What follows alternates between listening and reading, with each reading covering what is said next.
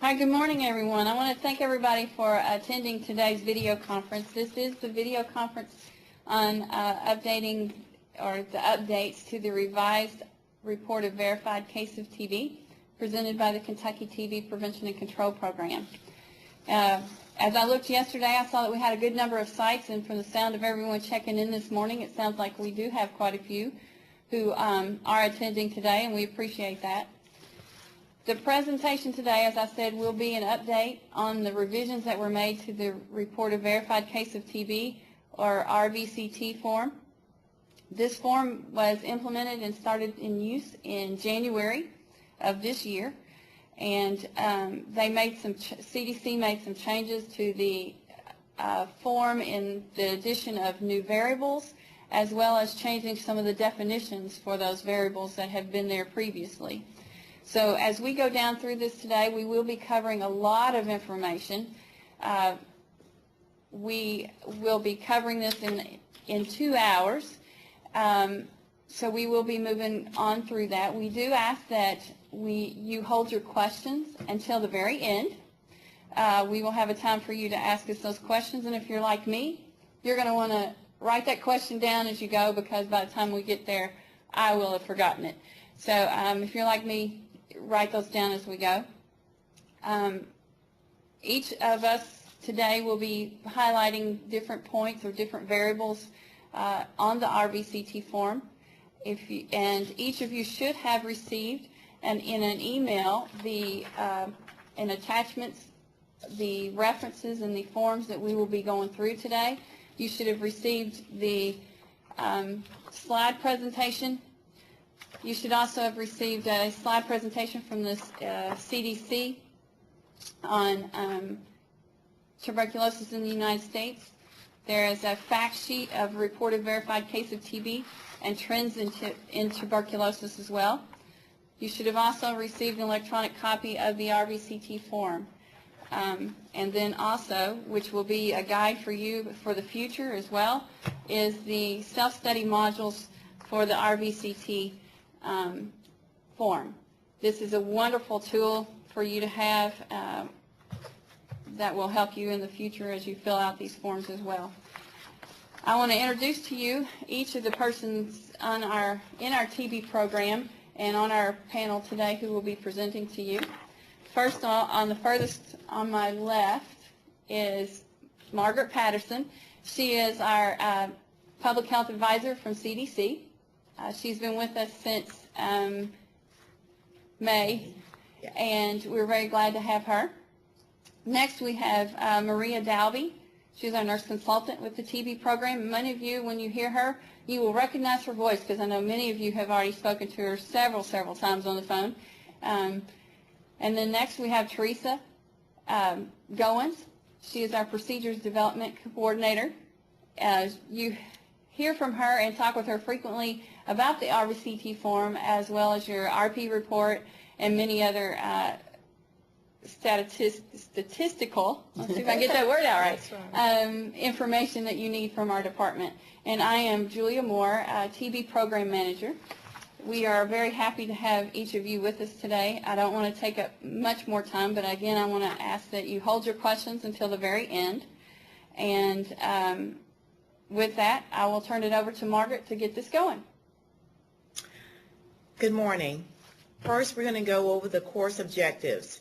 You should be able to distinguish between the 3 reports included in the RVCT form. Those reports are the RVCT, the initial drug susceptibility report, which is your follow-up 1, and your case completion report, which is your follow-up 2. You should use the RVCT instructions to determine how to complete the RVCT form and accurately complete the RVCT form.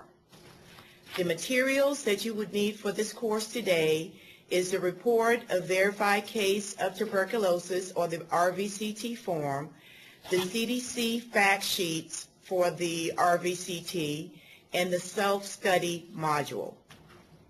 What is the RVCT? It is a national TB surveillance form.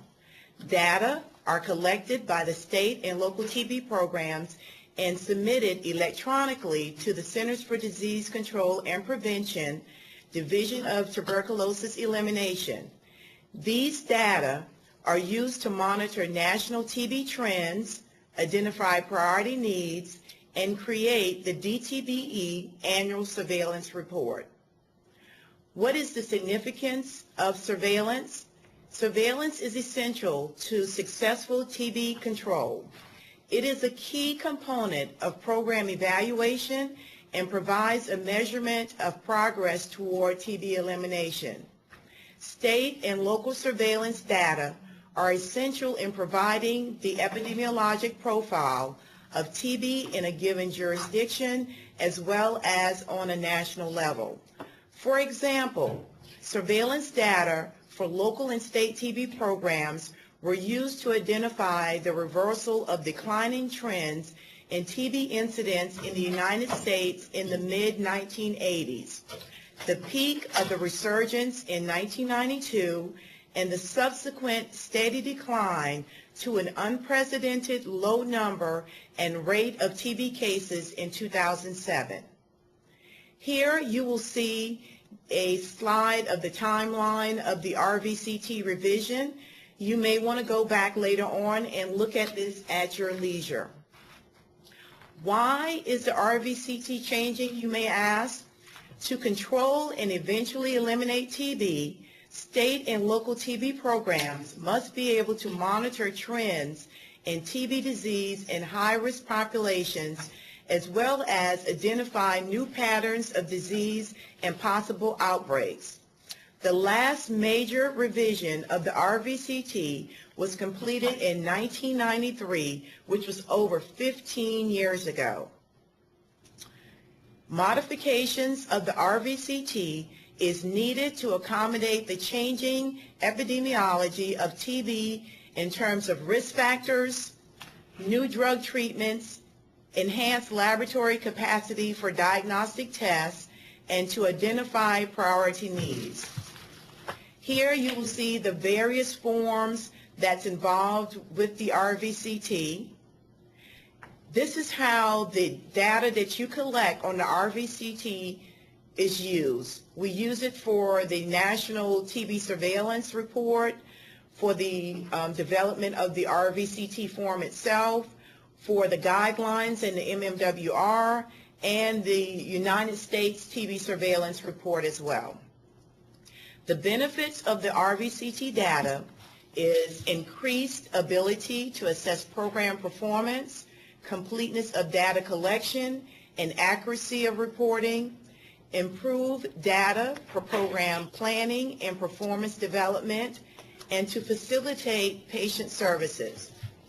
Consequences of inadequate, incomplete, or unknown RVCT data, inadequate follow-up of services for patients, inadequate resources such as funding, staff, facilities, drugs, and supplies, So is it okay inadequate to evaluation and policies development. Okay, we're going to continue with the consequences of inadequate, incomplete, or unknown RVCT data, misrepresentation of public health burden of TB, and the inability to measure TB program indicators that are based on surveillance data. Surveillance, the RVCT data is collected, and there is a process. First, we collect information from our patients, enter the RVCT data into the system, then we review the patient information and the RVCT data for accuracy, transmit, validate, and manage the data, analyze and disseminate the data in various reports, and then use data for program management, evaluation, and policy. The importance of this training today is so that the staff will learn how to accurately complete the RVCT form. So garbage in equals garbage out. So it's very, very important that you understand the data that you're collecting and that it is represented on the RVCT forms. If you use the RVCT data, how will this impact you? Hello, folks. And as Margaret alluded to garbage in and garbage out, the impact would be that our data would not be as good as it is now. TIMS is the current system that we use right now, and as you all know, that has been retired. Some of the facilities are still using that until it gets completely phased out. We chose the process of doing the electronic RVC system software. What are the enhancements to the RVCT? The revised RVCT includes risk factors such as diabetes, end-stage renal disease, immunosuppressive therapy, and contact with drug-resistant cases. What are additional enhancements to the RVCT? It allows us to collect the data on parental origin pediatric TB patients, primary reason for evaluation of the TB disease, whether the patients moved or relocated, their immigration status, and the reason therapy was extended, and the susceptibility testing with newer drugs for susceptibility test, and the outcome, which is most important, of the directly observed therapy. Enhancements accommodate the multiple changes in technology that have occurred in recent years, such as the nuclei acid amplification testing, the interferon gamma release assays, computerized tomography, otherwise known as CT, and genotyping. The changes also compute data on the TB cases not meeting the current surveillance definitions. The RVCT cases numbers were modified to include the year and the jurisdictional code, and Teresa will talk about that a little bit later. This also includes the TB case to be allocated with a unique number with a linking state case number, and she'll also allude to that as well. The field record source case number and prior TB episodes. The revised RVCT will assist TB control programs in gathering accurate and useful data. The additions and changes made to the variables of the RVCT will enable programs to capture data that are more inclusive and a variety of risk factors, which I mentioned earlier.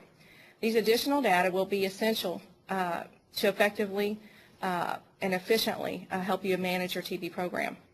Here's a map of the entire United States, and it alludes to what each state chose. And as you can see, we're part of 9 other states that chose the electronic version. The benefits of the RVC data include improved data for program planning and performance development, increased ability to assess program performance, completeness of the data collection, and accuracy of reporting. It will also allow you to facilitate patient services. The criteria for determining a laboratory confirmed case include isolation of the MTB complex from a clinical specimen, demonstration of the MTB from a clinical specimen by the NAA test or the PCR test, and demonstration of the acid-fast bacillus in a clinical specimen when a culture has not been or cannot be obtained. The criteria for determining a clinical case, the clinical case for a verified case has to meet the following, and it has to meet all of the following: a positive TB skin test, signs and symptoms compatible with current TB disease, such as an abnormal, unstable, worsening, or improving chest X-ray and or CT scan, and clinical evidence of current disease. Current treatment with 2 or more anti-tuberculosis medications, and a complete diagnostic evaluation performed by a nurse practitioner or physician. And I will turn it over to Teresa. Okay. Hello, this is Teresa. Most of you know me, especially the TB coordinators, as the reports or the data person for the state TB program. And as you know, I'm responsible for the compilation of data that I receive from you, from your respective health departments, and the transmission of your data to CDC. And when I developed this portion of the presentation, I tried to put myself in your shoes by including information that I thought would be helpful to you. But please keep in mind that I could not make mention of every detail in the 260-some page manual. This is just a quick look at the 3 forms. As Margaret stated earlier, the best way to learn the RVCT form is to personally work through the self-study module. It takes you step by step through each variable, including a description of the variable, a real-life scenario that pertains to the variable, and a quiz to test your understanding. And of course, at any time that you need to call with a question, you're more than welcome to call. On the next slide is a key that explains some symbols that you'll see throughout the presentation.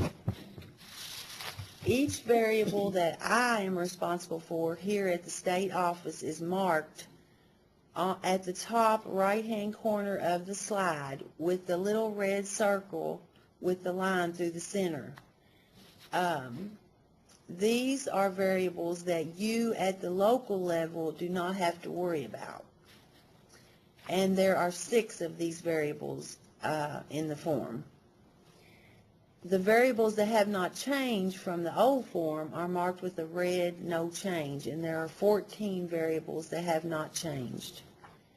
And I wanted to ask you to pay particular attention to the variables that are circled in red, because there are 4 of these variables, and they are important variables that are either overlooked and left blank or filled out incorrectly, and these are the variables that you may want to go back and look at, because we need a little bit of work on those. And now let's go to variable 1. The definition for this variable has changed. This variable was on the old report, but the definition has changed. The date reported is the date you first suspect that your patient has TB disease.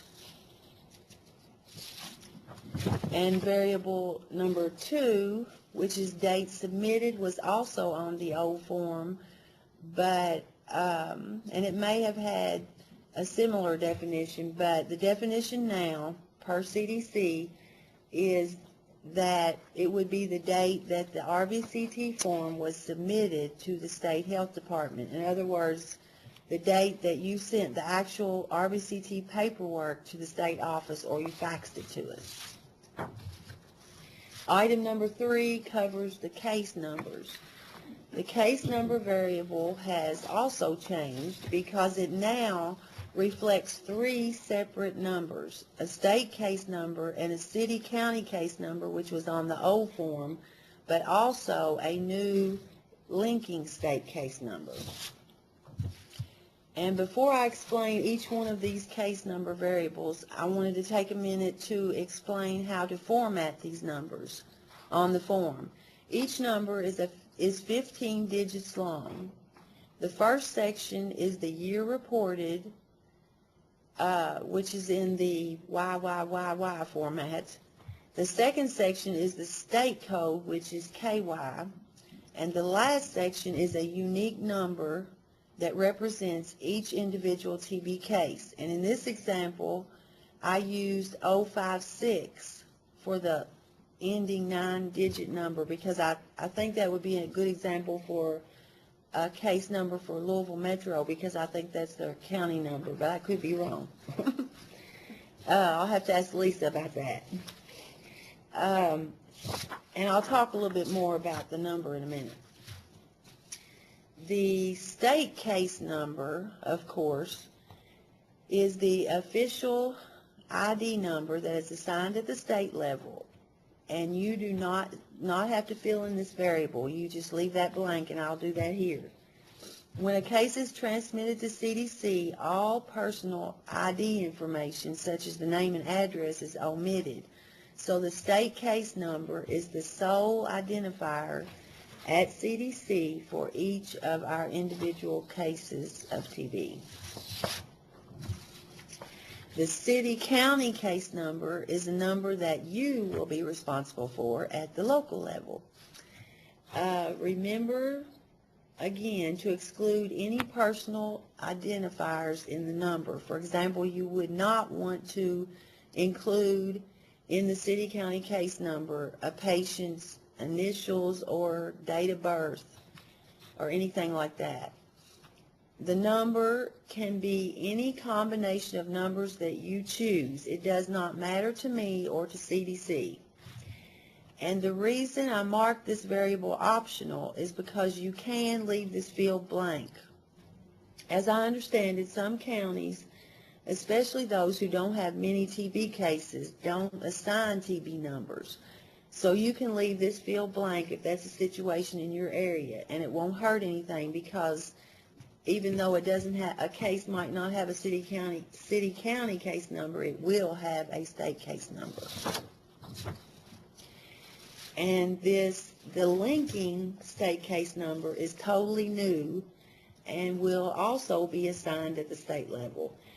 So you can leave that blank. Here's where you may get credit for non-countable cases, which is something we at the Kentucky TB program have asked CDC to give us the option for many years. The linking state case number variable is not only used to reference a recurrent TB case that has been previously counted, or the source case, or an epidemiologically linked case, but also a non-countable case that you have treated. In a few minutes, I'll explain more about the benefit of reporting a non-countable case. Item number 4. There's no change in variable 4, which is the reporting address for your TB case.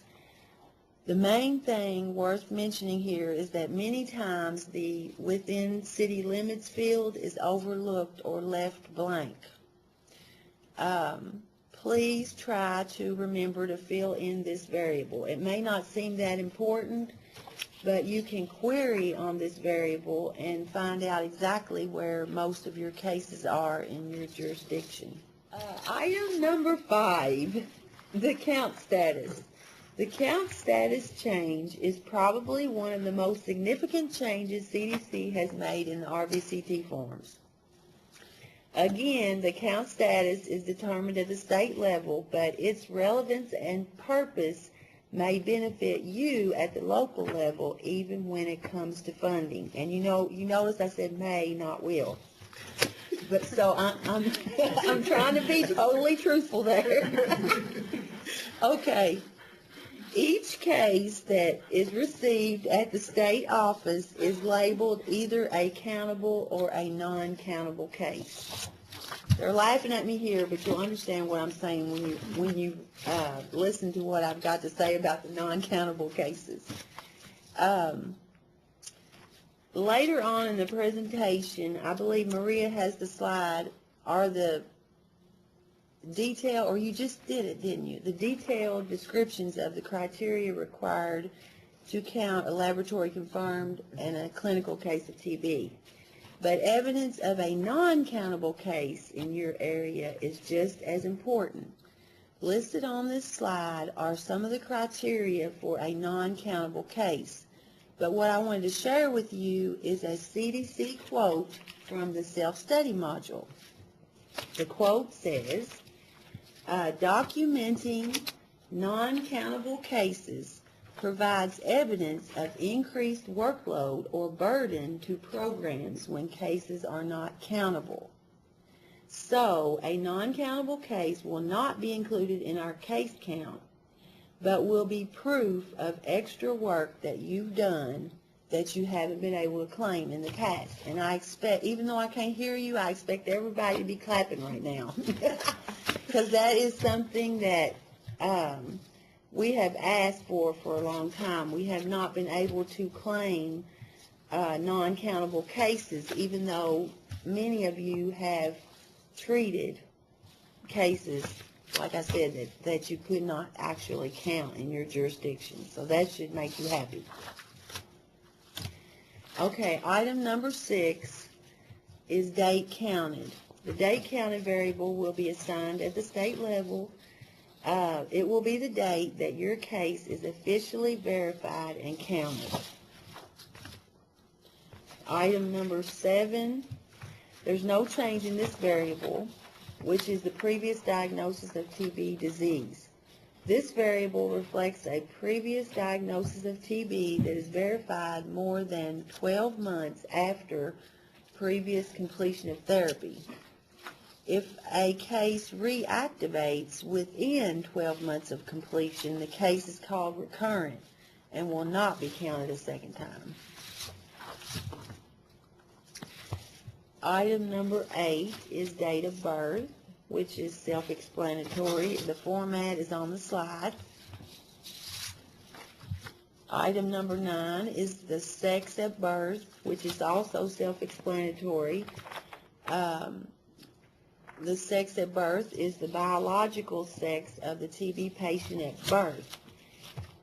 We had a little joke going on a few minutes ago, and Margaret said, so if you have a sex change, then you do not put that sex on this slide. You put the biological sex of a person. And I said, and no one answered me, is it okay if I say that? Nobody said anything, so I decided I would say it. Because it's the truth. You have to record here the biological sex of the TB patient at birth.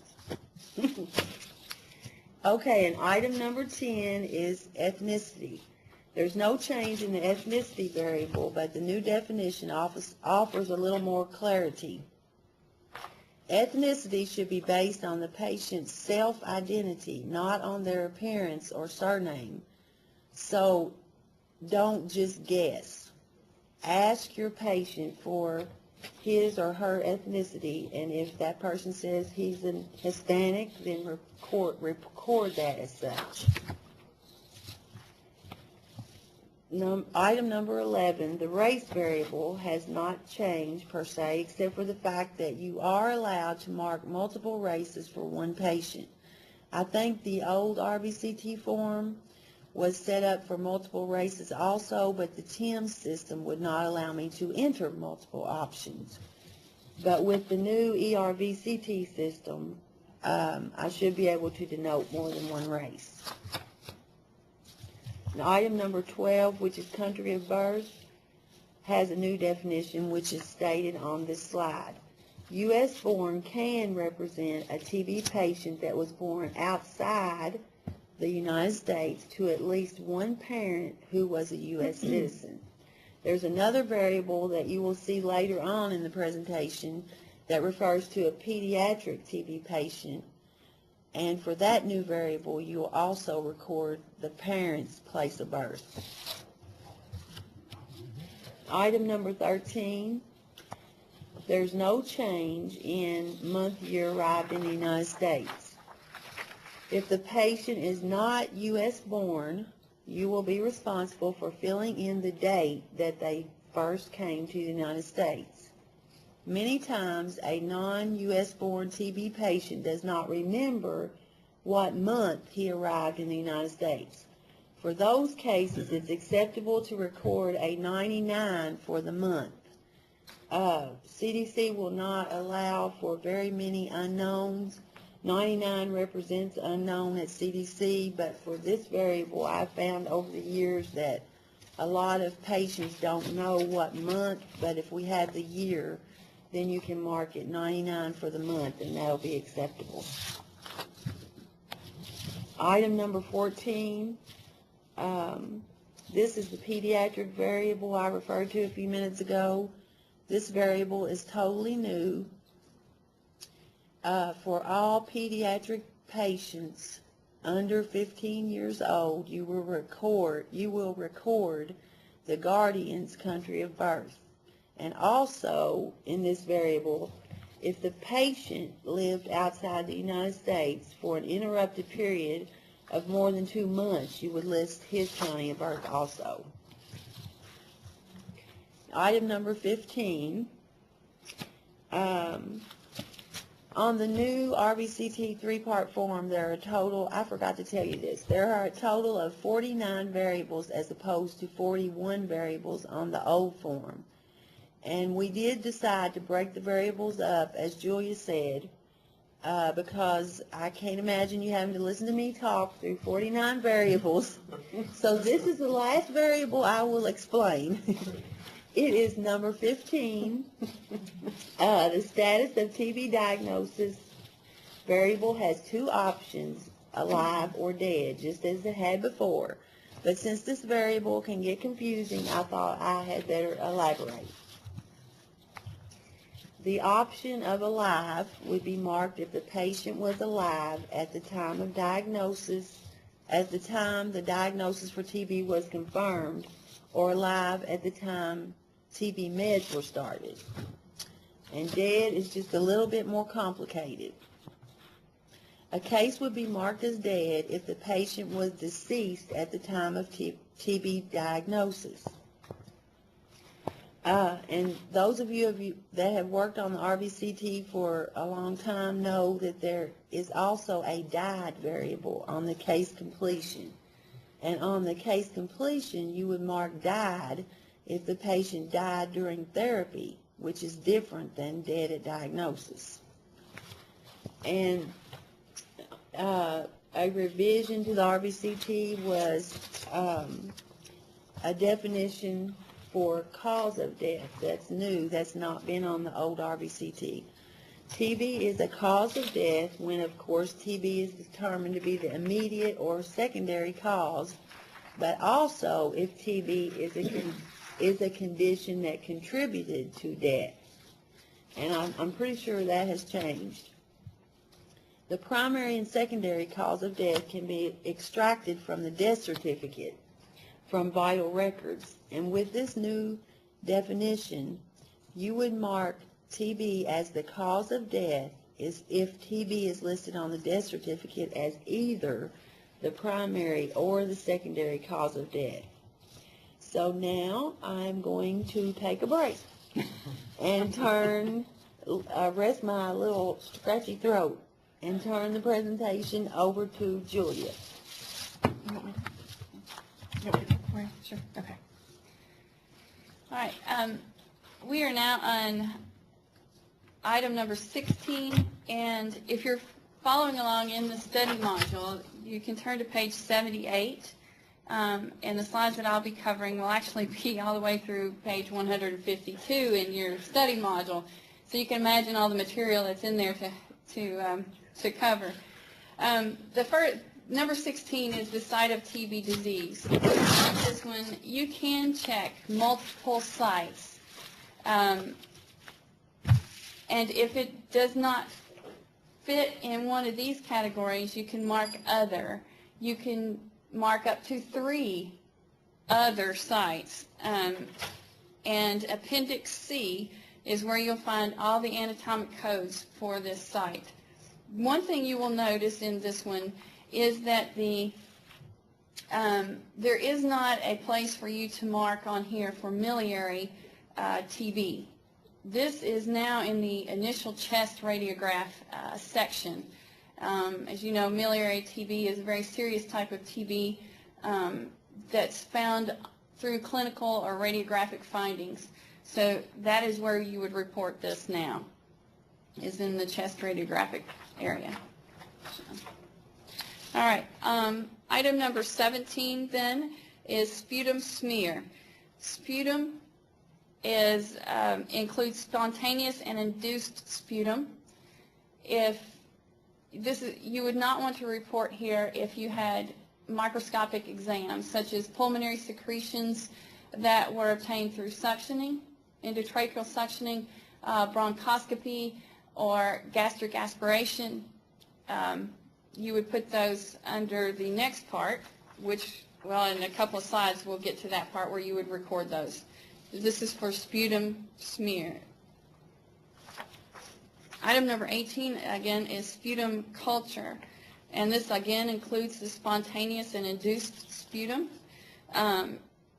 Again, those samples that would fall under the microscopic exam would not go in this section.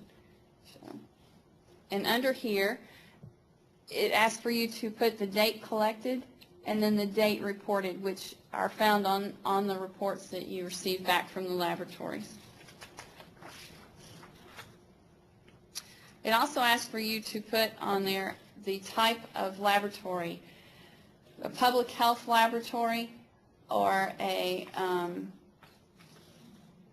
commercial laboratory, and the commercial laboratory is one where they charge for their services.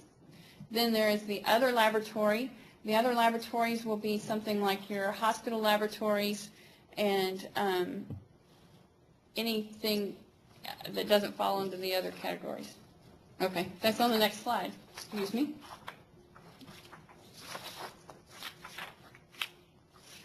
It was on there somewhere. The next item, number 19, then, is the smear and pathology or cytology of tissue and other body fluids. Again, as I said before, when we were talking about sputum, it goes in the other place. So obviously sputum won't go in this one, but examples that do go in here are tracheal aspirate, bronchial fluid, urine, bone marrow, CSF, lung tissue, pleural fluid collected from procedures. So when we get bronch washings, lung biopsies, gastric aspirations, those things will go in here. And again, you will see your Appendix C for the anatomic codes to record these.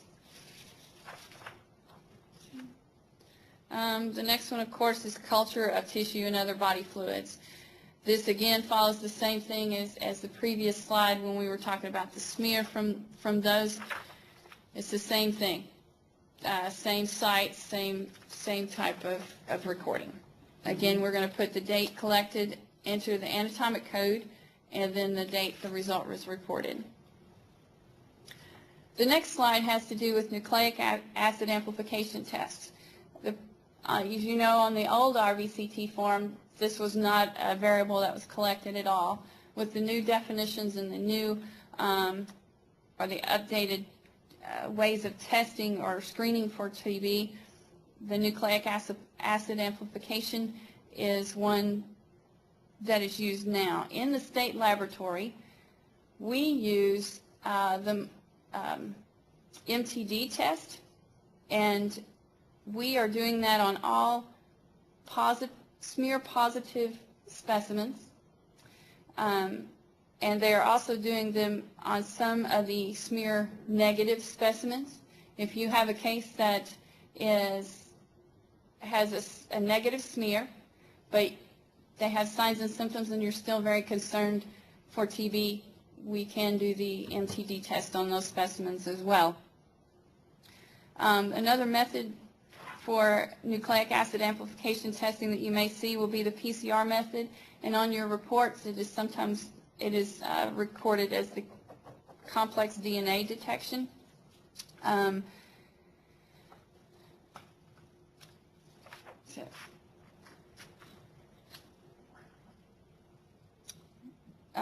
As far as the next item, item 22A, is where the initial chest radiograph will go. This is the one that we feel is a little bit different for us this time, because if the chest x-ray is abnormal and consistent with TB, that is the one that you will mark as abnormal. If the chest x-ray is abnormal but not consistent with TB, they ask that you check normal on there. From the study module, it says that the initial chest x-ray showed no abnormalities consistent with TB. This category includes other abnormalities that are not consistent with TB. So what we say is that when you have that, we'd like for you to mark normal, and then in the comment section at the bottom of the form to fill in the other reading of the chest x-ray for those things that are not consistent with TB. Item 22B is for initial chest CT scan or other chest imaging study. Again, if it is abnormal and consistent with TB, mark abnormal.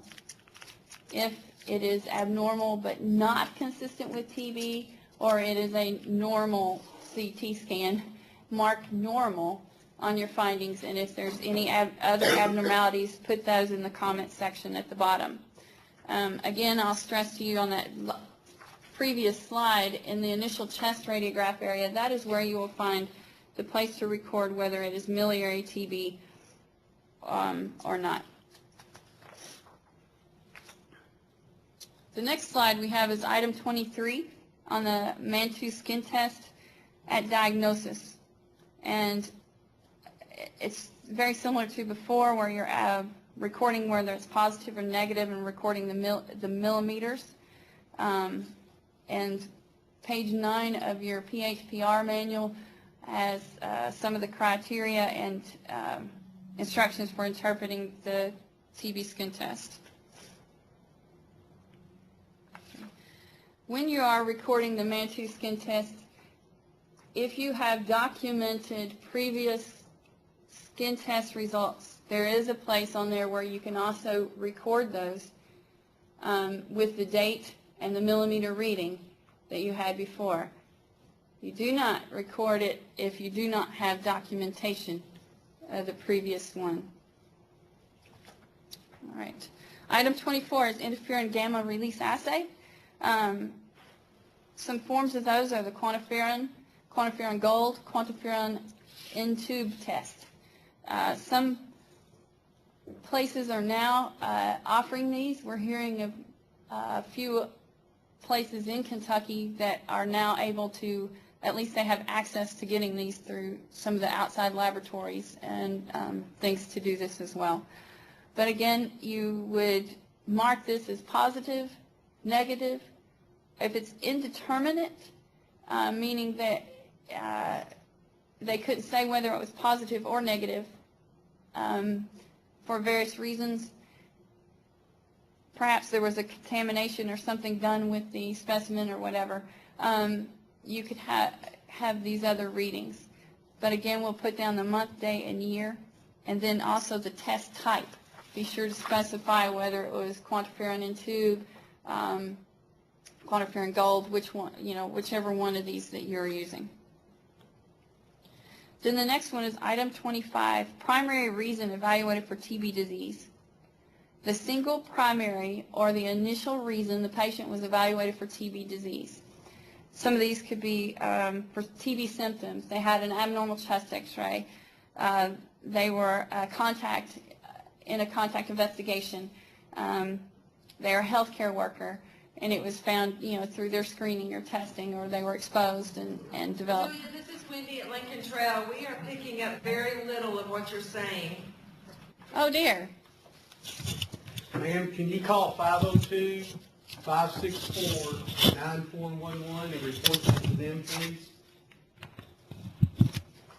We'll move this, or maybe that'll help. We'll move the speaker closer, maybe that'll help. Okay. I'm on item 26, and this is the HIV status at the time of diagnosis. CDC does recommend that all persons receive HIV counseling, testing, and referral at the time of TB diagnostic evaluation. If it is positive, indicate the city and county, and the city-county HIV/AIDS number, and the state HIV/AIDS number will be assigned at the state level. So.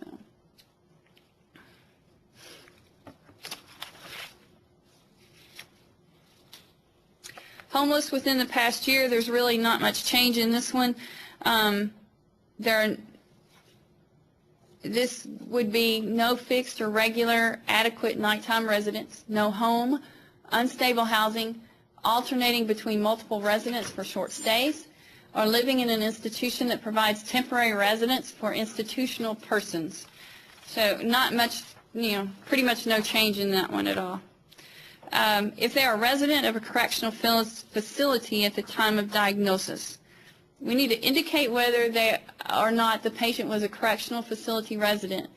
If yes, indicate whether or not the custody of the immigration, if they were custody of ICE, the Immigration and Customs Enforcement. And then there's other places for you to check as to where they were located, in a local jail, state prison, juvenile correctional facility.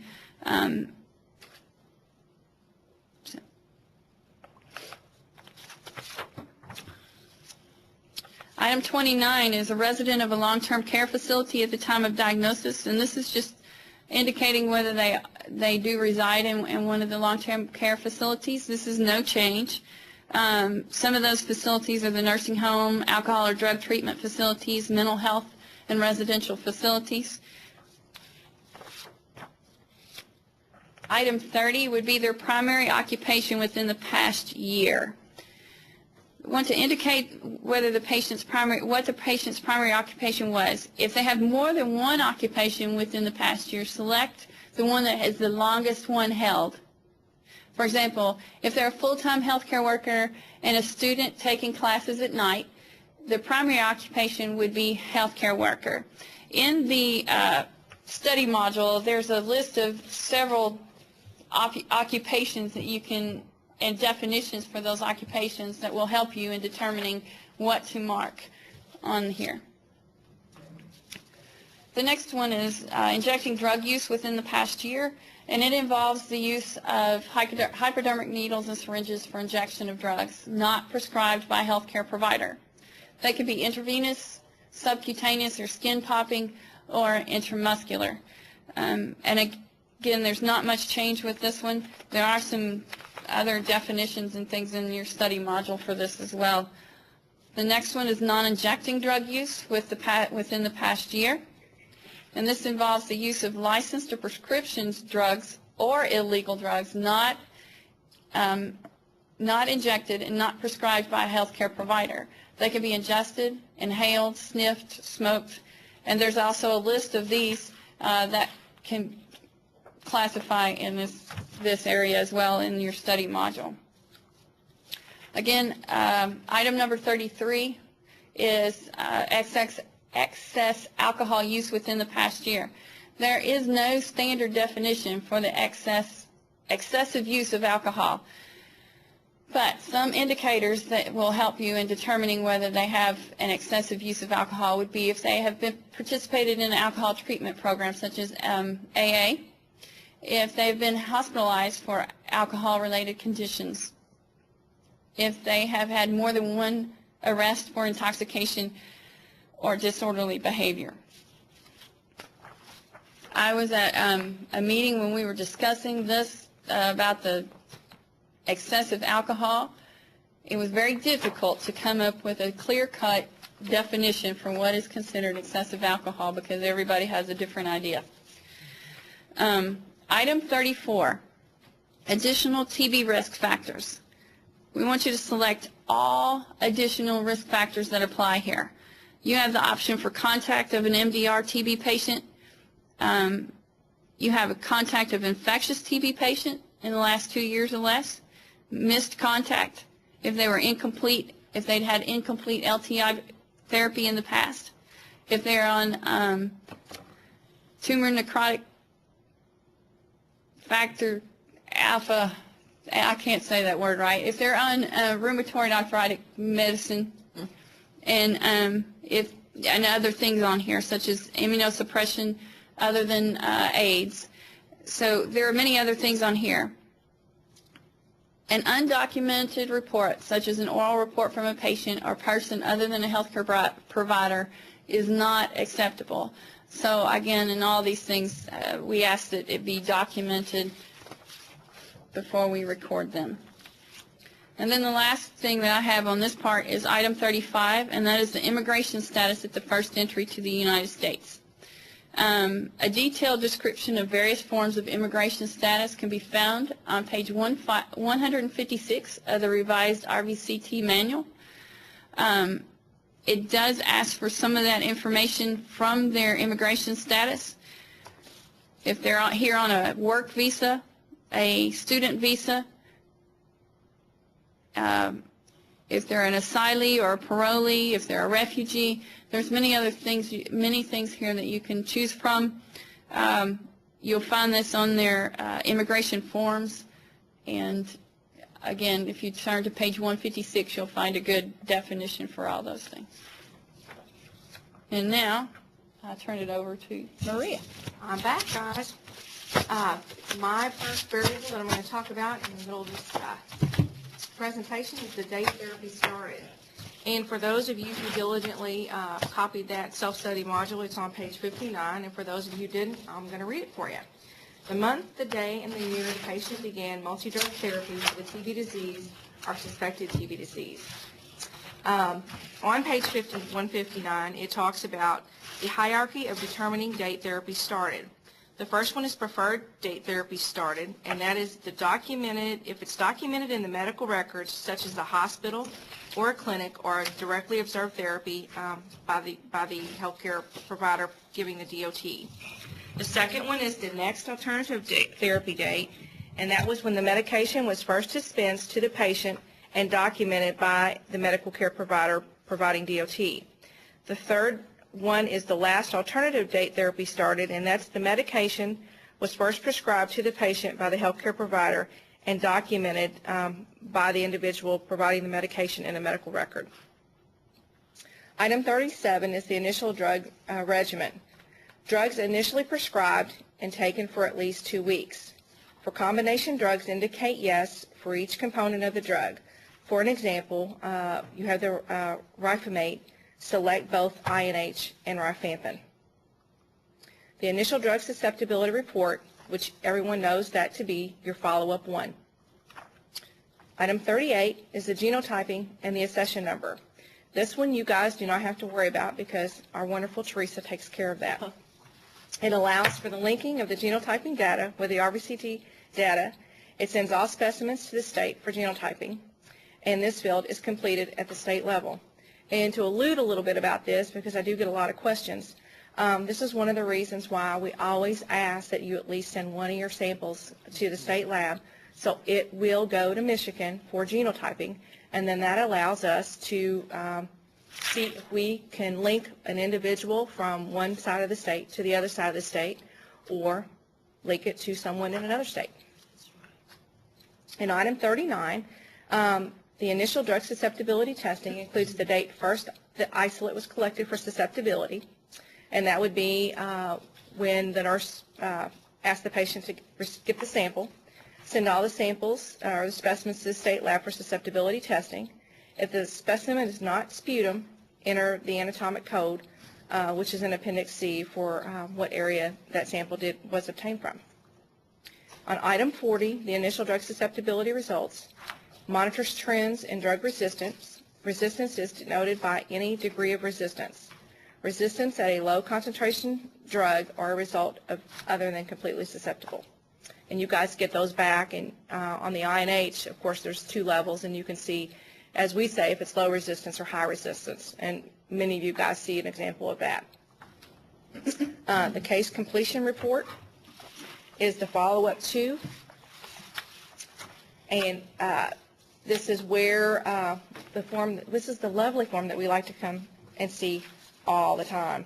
And this is a form that Teresa gets a lot of calls on when we're talking about when the patient actually completed their therapy. In item 41, the sputum culture conversion documented.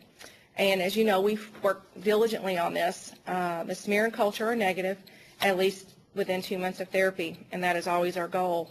If an individual, as you all know, go past that 2 months therapy, we really start monitoring them closely, because if they are linked to the 4 months, then they're considered a treatment failure. An example is the sample is collected on January the 1st, and so by March 1st, you want to look for them to converting their smears and culture negative. Item 42, this always brings a great discussion in our area whenever we get your all's forms in, and we see that you guys have marked move. Coordinators are responsible for facilitating efficient communication between TB programs to provide the continuity of care for the patient that's relocated and by forwarding appropriate interjurisdictional paperwork. This, as you guys know, is the interjurisdictional form that I always beg you guys to send me. And basically, you guys fill that out, you say where they're going, and then you fax it to us here at the state, and then we fax it to the county that they're going to, or the state that they're going to, or the country that they're going to. And this allows us to continue their DOT, and this includes TB cases and LTBI cases. Item 43, the date therapy is stopped. Date the patient stopped taking the therapy for TB disease or a suspected TB case. See preferred, the next alternative, and the last alternative dates on page 185, and it breaks it down a little bit better for you guys. On item 44, reasons therapies are stopped or never started. Primary reason TB therapy was ended or was never started if the patient died or indicate the cause of death. And as you can see, there's a lot of choices there. On item 45, the reason therapy was extended greater than 12 months. We find a lot of times that this is left blank, and we really want you guys to try to focus if they're going over 12 months.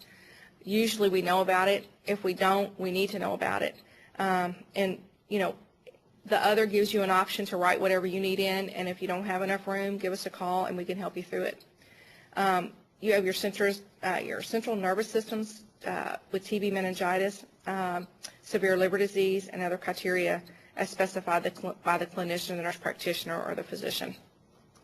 And my last slide is item 46, and this is the type of outpatient health care provider.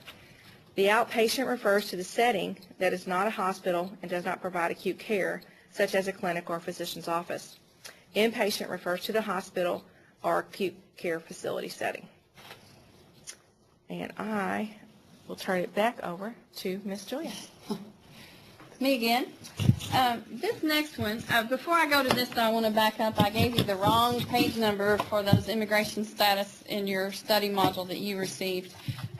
You should find that item on page 148 to 152 of the study module that you all received. So we are now on item 47, and that is on page 191 of your study module. The directly observed therapy. This is very similar to what we had before, although they are now asking for the number of weeks on directly observed therapy. But DOT is supervised therapy and involves direct visual observation by a healthcare provider of a patient's ingestion of the medication. Delivering the medication to a patient without visual confirmation of ingestion does not constitute DOT. Now, as before on here, there are a couple of things that are there for you to mark. No, totally self-administered. Yes, totally directly observed therapy. And yes, both directly observed and self-administered. And in your study module, you will see a clause that says that anti-TB medication may be self-administered or given by DOT, or a combination of self-administration and given by using DOT as well. Standard of care in the state of Kentucky is to be given by DOT. So as we go on, some of this gets a little tricky when we're talking about computing the number of weeks a person has been on DOT. DOT, the number of weeks that a person's been on DOT is based on the total number of regimen appropriate weeks and doses ingested under directly observed supervision. For it to be a calendar week, of course, is 7 days, Sunday through Saturday. But for DOT purposes, it does not have to be strictly by calendar week. So it can be independent of the calendar week, and I'll get into that in the next slide or two. But one way, first thing you want to do is to review the patient's medication records to determine the number of doses given by DOT each week, and then look at the number of days in a week. Like I said, the number of days is 7. It doesn't necessarily have to be Sunday through Saturday. And then the next thing we're going to do is to look at, well, like I said, it could be Monday through Sunday or Wednesday through Tuesday, as long as the week consists of 7 consecutive days. It's how you consider what is a week. I know it sounds confusing, but for instance, if you had a person who had, for some reason, missed a few doses, that week prior would have been an incomplete week. But if you started on Tuesday and they had consecutive doses through the next Monday, that would be 7 days in a row. So you would have, that could be your week. So I hope that helps with understanding that just a little bit more. The other thing we look at is missed doses of medication, missed DOT doses. If a patient misses a DOT dose, as long as DOT is used when it is made up at the end of therapy, the dose given at the end of therapy can be combined with the last partial DOT week and counted as a full DOT week. In other words, if a person misses doses, they're not observed through DOT, those doses are then added on to the end of the amount of therapy that they are to receive. So if they miss doses in a given 7-day period, then that week would be considered an incomplete week. And then you would start with your next week to get your 7 consecutive days. Then at the end of therapy, when you've added those on, then that helps complete the week at the end so that it all adds up to the correct amount of, or the adds up to correctly counting weeks. All right. To count, calculating the number of DOT weeks again, to count as a DOT week, you count any week during which DOT was used for every dose for a patient who was taking medications 1 to 5 times a week. If the patient was taking medications 7 times a week, then directly observed therapy must have been used for at least 5 of those doses. So in order for it to count as a week, DOT should have been used for every dose the patient was supposed to have taken. Okay. Item number 48 then is final drug susceptibility testing. This date should be 30 or more days after the collection date of the initial isolate on which drug susceptibility was done. Many times we get the initial drug susceptibilities, and those are usually about the only drug susceptibilities that we collect or we do, unless we have a problem and we see that we need to do another drug susceptibility testing. And that is where this would go, and the collection date should have been at least 30 days or more after the initial isolate.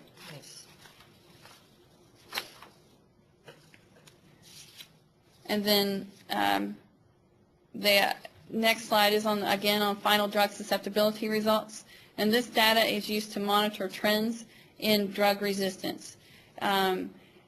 And so if your initial isolate is pan-sensitive and then your final drug susceptibility shows resistance, they're using this information to determine trends in the development of drug resistance.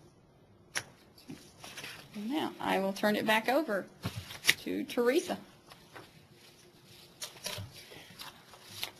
The first thing I wanted to do is apologize for apparent incorrect page numbers that I may have put on the slide presentation.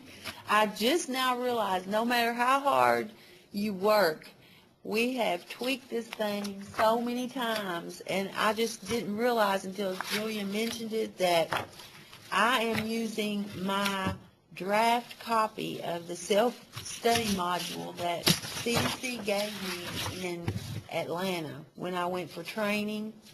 And it's like my little security blanket that I keep on my desk so I can understand the new form. And I wasn't thinking that this is a draft. So if you printed the attachment, or if you went to the CDC's FTP site and printed the self-study module for today or for later, you will have to go through the presentation. There are like 3 or 4 different page numbers that I referenced, and they're not right. So, but the self-study module, as I said before, is very, very nice. It is very nicely put together. There's a table of contents, so you won't have any problem finding what you're looking for. And like I said earlier, In the self-study module is a description of each variable. There are examples of real-life scenarios that might represent some of the TB patients that you run into. And there's also a little quiz in there. I'm pretty sure it's in the new one that's not a draft. And the answers to the questions are in the back. So this self-study module, as soon as you can print it, or you can also order it from CDC, it would be a really good resource for you. But my last slide is about unknowns, and believe it or not, this is my favorite slide.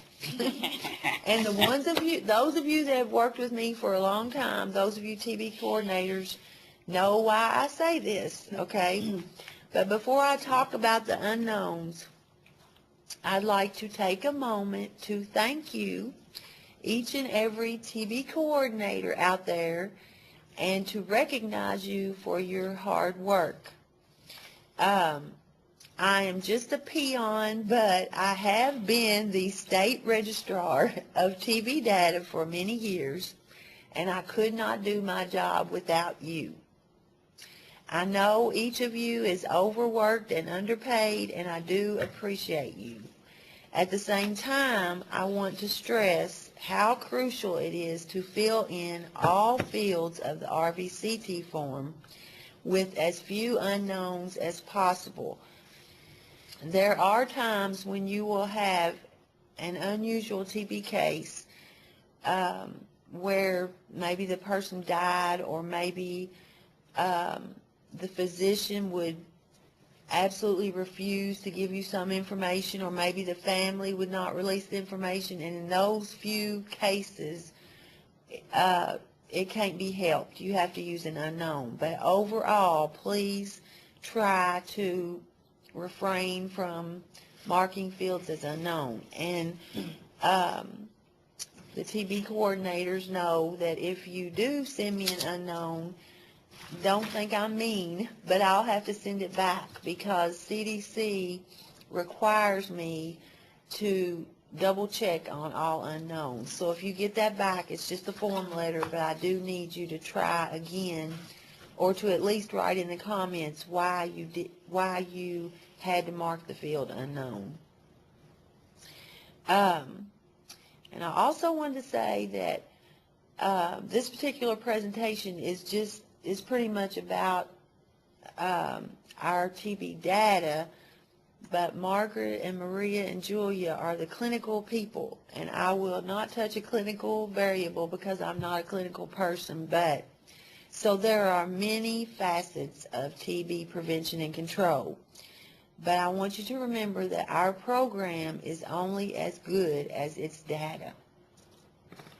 So your job is very important when it comes to these forms.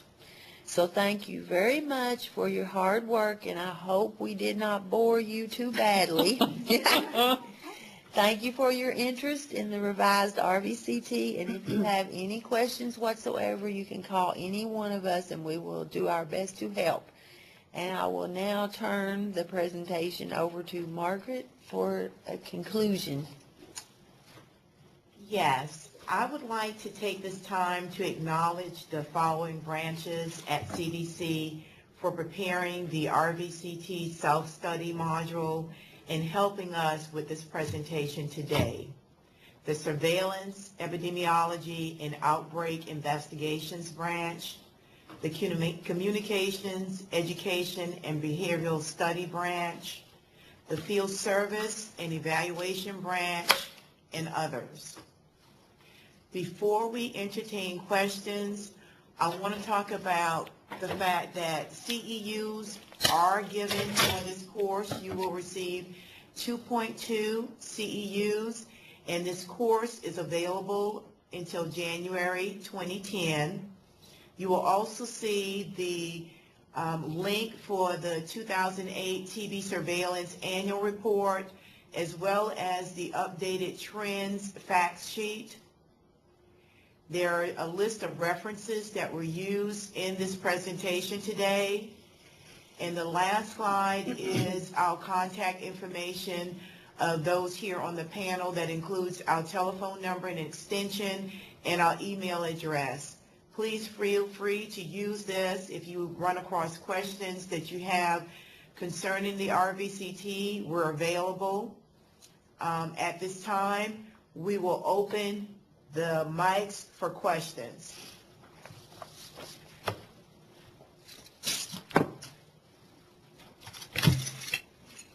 I have one question. And this is Lisa in Louisville. Why did I know you would have a question? Lisa. Teresa, Yes.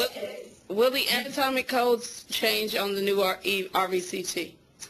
Or will they stay the same? Not all of them. The majority of the anatomic codes will be the same, but I just noticed, you have to bear with me because I'm just learning this form too. But I just found out the other day that for some reason CDC did not print they only printed the second half of the anatomic code. Those of you, I know Lisa, you have one, and a bunch of other people have the list of sites of disease where you match the site of disease with the anatomic code. And that is so helpful because you especially know, Lisa, because of Tim's, if you choose a particular site of disease and you choose an anatomic code that according to CDC does not match with the site of disease, it's wrong. The system will tell you it's wrong and everything. But what I'm saying to answer your question is that I have not found in the self-study module yet that CDC has reprinted that sheet. Okay. What they have printed is that second sheet, which just tells only the anatomic codes. So what I'm going to do is try to find out from CDC if they did revise that first form I'm telling you about. And if they did, then I'm going to get a copy of that and get it sent out to all of you all because it's not in the self-study module. And then if they did not print that for some reason, I'm going to do my own.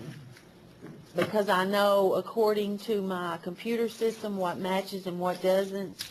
So you will get a copy of that. I've just got to have time to figure out what, if they did do it and it's just not in this module or whatever. But to answer your first question, pretty much all of the anatomic codes are the same, but there are exceptions. So you need to refer to the new one, not the old one. Okay. To get the right codes. One more question, Teresa. Okay. Just one more, I promise. All right. On the reporting address for case counting on 4. We use our address of the healthcare facility, right? I was always confused with. Are you talking about number 4? Okay, hold on. No. Number 4, if you're talking about the reporting address for case counting, right? That is the actual patient's residence at time of diagnosis. If that's what I'm understanding you to ask. Right. It's just like the old form. Okay. Well, I was confused on that one too. So I'm sorry. That's okay. Yeah, that's okay. the same. That's okay. It's really no change. It looks a little bit different, but it's the same thing that we've always had. It's just the actual reporting address of the patient's residence at the time of diagnosis. And then, like I said in the presentation, please make sure you try. They usually put this within the city limits. little section, it's almost like it's hidden in the form. So it's no wonder that a lot of people miss it, but just try to remember that's one of the ones in the presentation that I circled because it's missed a lot. So try to Thank you, remember Teresa. to mark, you are welcome. You try to remember to mark the within the city limits. Thank you. Okay. No more questions.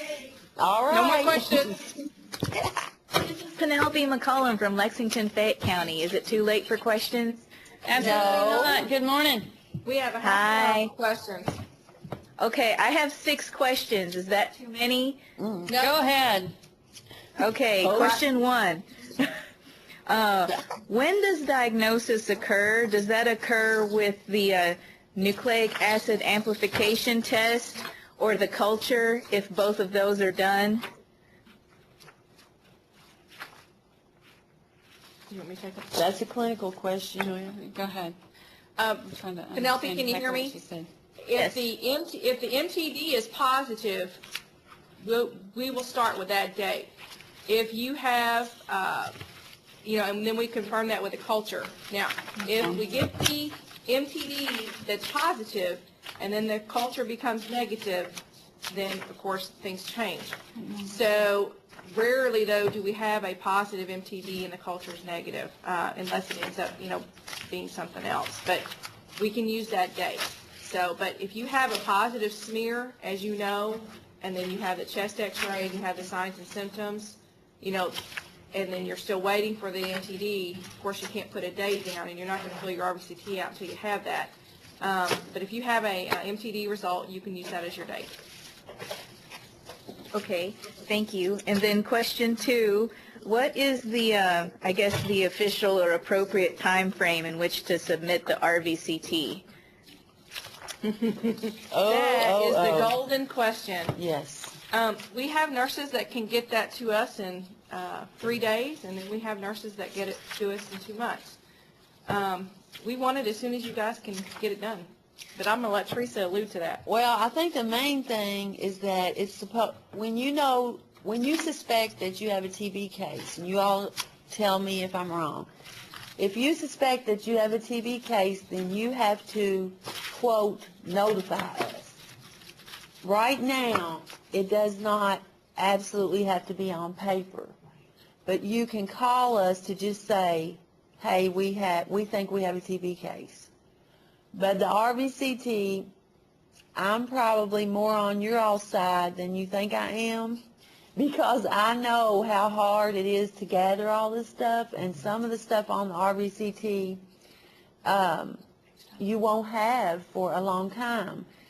And so we're kind of, as a program, still trying to work that out about when exactly we want the RVCT.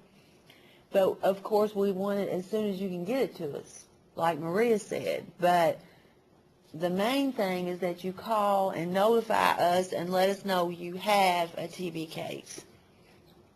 Do you think I answered that right? Penelope, anytime that you feel that you have enough, anytime that you look and you have all that information, at that point in time, you should take time out of the day, in your all very limited day, to try to fill that out and send it to us. If you can look and you can start answering everything and you see that you're not going to have a lot of blanks, then go on and get it to us. But if you see that you're only going to have like 5 things out of 20, then don't send it to us. Yeah, and when I talked about the unknown and missing fields, that wasn't to say that I was trying to say that in the end, I can have hardly no unknown. I realize that sometimes when you send the RVCT in, you don't have all the information. I want as much information as you do have on the form.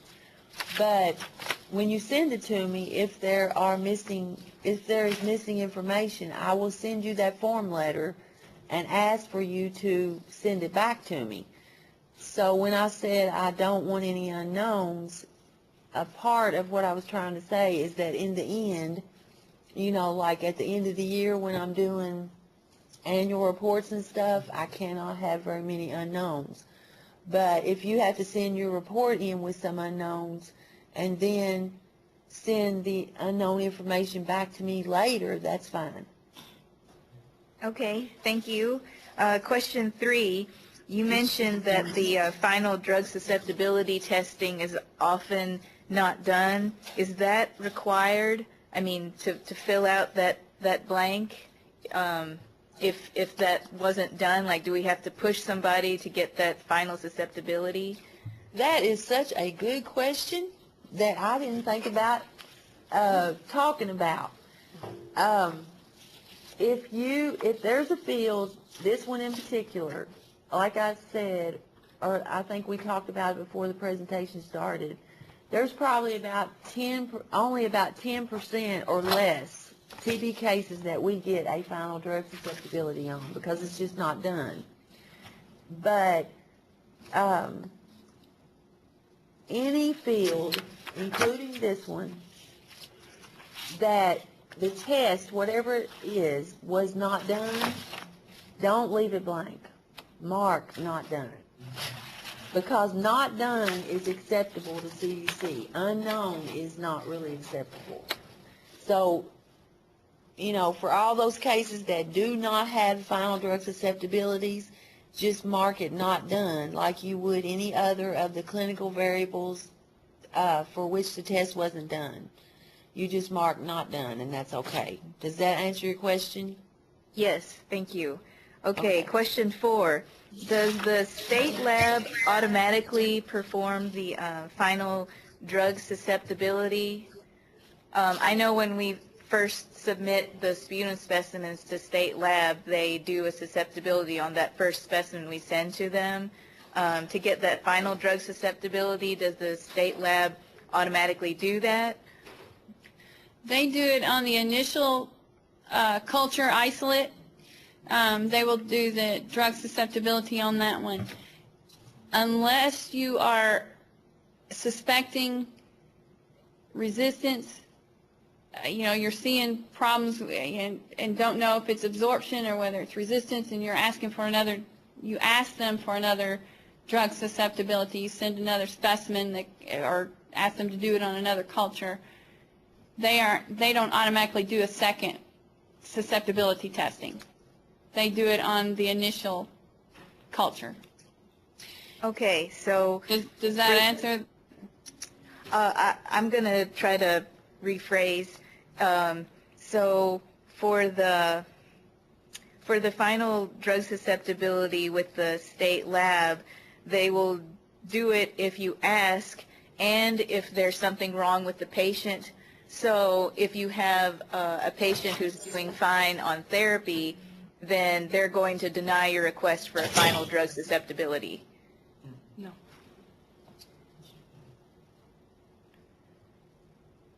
If you, just from my experience, and Julia may have something else to say about it, but from the experiences that I have had, when you guys call and the physicians, and your patient's having problems, they're not getting better, the x-rays aren't improving, they still have symptoms, that's one of the things that your physicians are going to say, we need another susceptibility. At that point in time, you don't know if that's going to be your final susceptibility. It would be your second one. So if you're saying that you request a final drug susceptibility, we can definitely get with the lab and see how they would want how they would want us to tell you all to say that. But in that instance, it may not be the final drug susceptibility because that patient's having problems, and so you may end up needing to do another one down the road. So I understand what your question is, and we can get with the laboratory and find out how they would want you guys to mark something as a final drug susceptibility. Are you finding times where physicians are asking for another susceptibility? No, even though I'm the just- patient's improving? No, it's just that on this form, as a matter of completeness and to, help Kentucky, like to have better than 10% on filling out this field, that if there's a way to have this final drug susceptibility test done so we can give that to you all. I don't think that is totally the issue. Okay.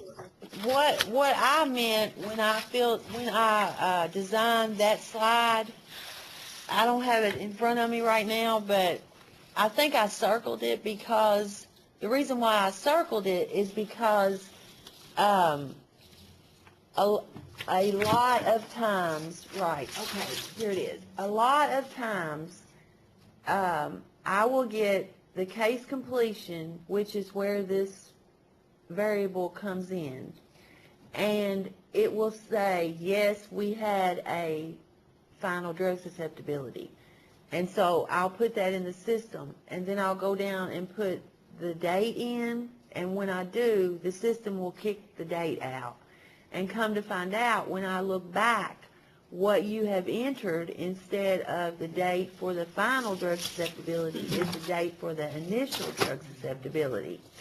So what I was trying to do with this slide, as far as reporting purposes, was just to say, you know, this, you know, you're not going to be able to mark anything here except for no, unless you have a drug susceptibility that was done 30 or more days after the initial isolate was done.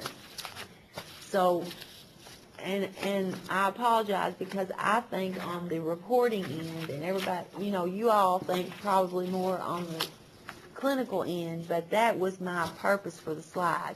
It really doesn't matter, I don't think, as far as CDC. I haven't seen anything yet that says CDC wants us to have final drug susceptibility on all of our cases. That wasn't the point, and I'm sorry if it was misleading. Now, you can, it's okay in this instance, if you don't have a reason to do a susceptibility testing beyond the initial susceptibility testing, you can mark this one No. not done. It's no. Or no. That's acceptable. Okay. The National TB Objective monitors or measures the initial susceptibility testing. So they do monitor or measure us as to how we are performing, the number of TB cases who get the initial drug susceptibility testing done. But not the final. But not the final. And Okay, Penelope, thank you. Penelope, to help make this clearer in your mind, you had an individual that we actually did this on. And that second drug susceptibility test that we did on that individual, we actually counted that as a final drug susceptibility. Hmm? Does that Okay, make sense? Yes, thank you for Okay. clarifying. Okay, let's see, next question. This pertains to the DOT week. So let's say that, like it's a holiday, the health department's closed, and so we're not able to meet that 5 days out of the 7. So in that case, we typically give the patient med packs so that they can self-administer, since we're not going to be there. In that instance, do we add on a dose at the end, near the end of treatment, that would most definitely be DOT to make up for that? Before you add a dose, this is Margaret, and I know that you guys do this in your area because you have Dr. McCormick. This would be a case that you would take to your clinician, and you guys would actually sit there and look at the weeks and the dosages to see whether or not this patient has been adequately treated thus far, as to whether or not a decision needs to be made to extend whatever the number of dosages or the number of weeks. So to just blatantly say that you're going to add, it's a lot to it than just that. It requires pulling the documents, the DOT logs, sitting down with the clinician, making sure that the patient has been adherent to the DOT thus far, and maybe there were only just a couple of times that they missed therapy. If it was a 7-day week, but that patient received 5 of those 7 days, because we really don't count the weekends, then that's something different. But if you're actually looking at several dosages throughout this patient therapy, it will require you to sit down with your clinician before that decision could be made. For example, we're not going to be working Thanksgiving, Christmas. That's what I'm saying, not in terms of we're having the patient miss, but we're giving them medicine to cover those kinds of occasions. So would you say that that would not count towards their therapy, or do you want to just leave that up to the clinician? If it's not directly observed, then you can't count that particular dose of medication. Okay. All right. Thank you. You're welcome. And then, let's see, I think my last question is, you had mentioned that the CEU would be available until January 2010. So for one of my nurse coworkers who couldn't be here, how can she make up that CEU? Okay, our IT person is going to come. Danny's got this one. My name's Danny, and I have nothing to do with the TB program. But I am broadcasting this one. The Connect Network will process today's live event, and we will convert it into webcast form. We typically say 14 days or 10 working days before that's available. It will be a trained course with a separate number, and all of the all of the Connect contacts at each health department are notified with that information, as well as I'll send it to Julia, and she can send it out to anybody who may be interested. In your case, ma'am, I believe Luke Sulfridge would be the person that will eventually get that information. Okay, thank you. And those are all my questions. Thank you to everybody for being so patient. Thank you. Thank you for the questions. They were good ones. Anybody else got questions out there for us? We have 15 more minutes. This is Jackie in Gateway. Hello, Jackie. Hi. I guess another DOT question. My DOT case, this is her last day today. She, Okay.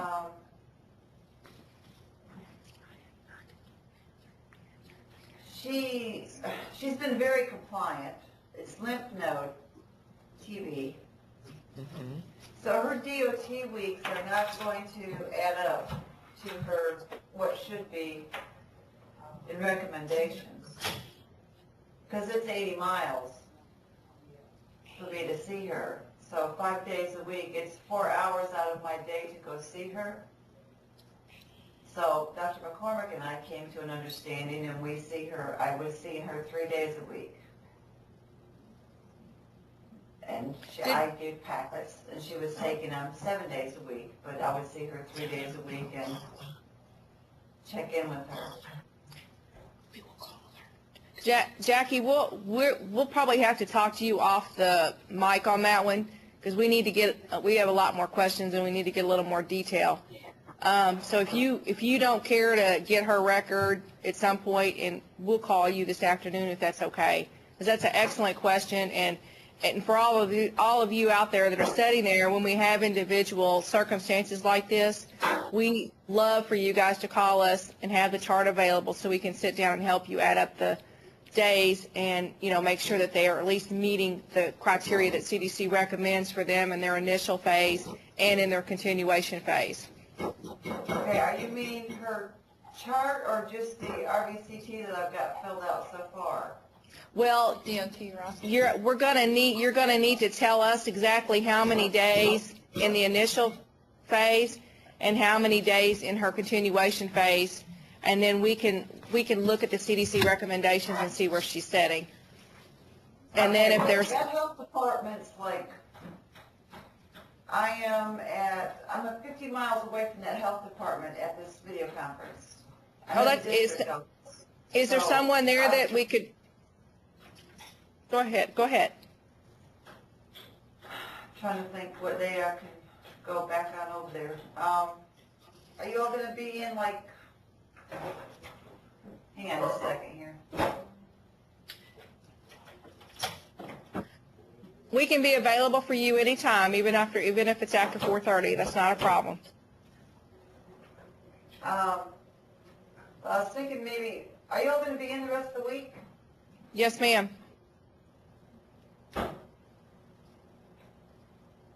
Because I'll have to, I mean, I need to go back over there at the end of this week and start finishing up her paperwork, her chart and everything. Okay. So tomorrow's,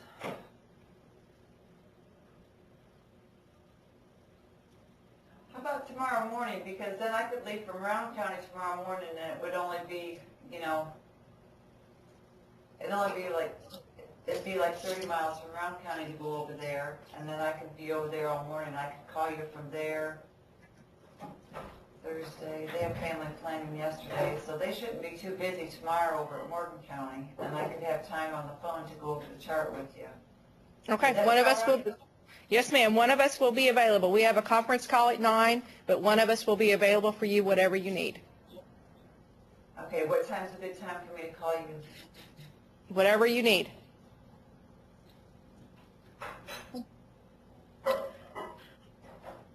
If you figure out what time you think would be a good time when you would have time to talk with us, if you want to shoot one of us an email, that would be fine. Or if you want to call us and tell us what time you're going to, you know, either way would be fine. I mean, if y'all got a conference call at 9 o'clock, I mean, I'll try to plan on working around that. I can do it like at 10 o'clock or whatever. I mean, That'd be fine. okay, let's try to do 10 o'clock then tomorrow. Thank you. You're welcome. Welcome. I would just like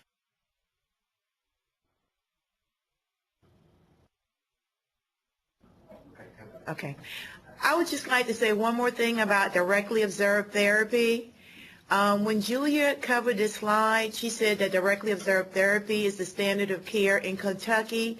It is the standard of care in the United States. And if you go back to item number 4 for directly observed therapy, DOT is supervised therapy, and it involves direct visual observation by a healthcare provider of a patient's ingestion of the medication. Delivery of medication to a patient without visual confirmation of ingestion does not constitute DOT. It's item 47 if you guys are looking at your slides. And this is CDC's definition of DOT that's in the guidelines that we follow.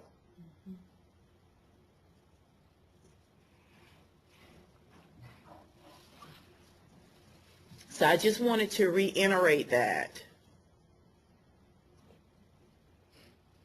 Were you going to say something, Danny? No, I think he was just telling us when we could speak. Okay. Do we have other questions?